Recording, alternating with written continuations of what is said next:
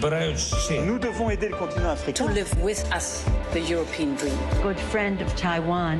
Europe 1, bonjour. Votre revue de presse internationale, première destination, l'Italie. Bonjour, Antonino Gallofaro. Bonjour. À la une de la presse italienne. La visite à Moscou de l'envoyé spécial du pape François. Le cardinal Zuppi doit transmettre un message personnel du souverain pontife au président russe Vladimir Poutine, écrit le Corriere della Sera. Le but de ce déplacement, comme le rapporte l'agence de presse AGI, c'est d'encourager des gestes d'humanité qui puissent contribuer à favoriser une résolution du conflit en cours. Reste encore à savoir si le religieux pourra rencontrer le chef d'État russe. En attendant, il a pu s'entretenir hier avec des conseillers de Vladimir Poutine, selon le quotidien des évêques italiens, Avvenire, qui ajoute que le cardinal devrait aussi pouvoir échanger aujourd'hui avec le patriarche Cyril.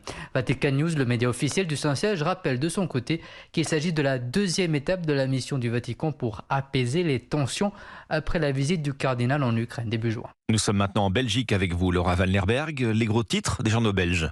Socialistes et écologistes rendent les armes contre la ministre belge des Affaires étrangères. C'est le titre du journal L'Écho. Le quotidien Le Soir le rappelle. Hadja Labib est sur la sellette depuis 15 jours. En cause, l'octroi de visa à une délégation iranienne en visite à Bruxelles.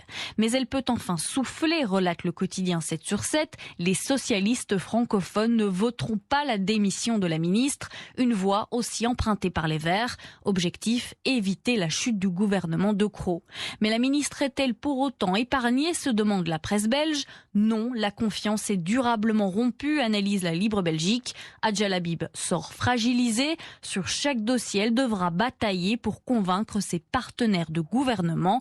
Elle risque de finir son mandat sous pression, conclut le quotidien 7 sur 7. Nous sommes enfin au Liban avec vous, Inès Gilles. De quoi parle la presse du pays ? Eh bien, on parle de l'avenir de Wagner au Moyen-Orient après la rébellion de ce week-end. Bachar al-Assad en Syrie, le chef de l'armée nationale libyenne autoproclamé Khalifa Haftar en Libye et le général Mohamed Hamdan Dagalo au Soudan.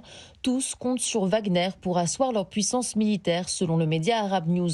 Ils sont certainement préoccupés sur ce que cette séquence signifie pour eux. À ce stade, l'incertitude demeure, affirme l'Orient Today.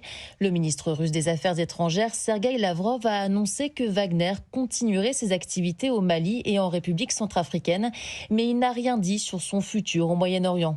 Pour le site web Middle East Eyes, ces événements pourraient créer un vide du pouvoir qui permettrait à d'autres acteurs de s'imposer, avec pour conséquence une déstabilisation rapide dans des régions telles que la Syrie et la Libye. Merci Inès Gilles, merci à nos correspondants. Très bon réveil.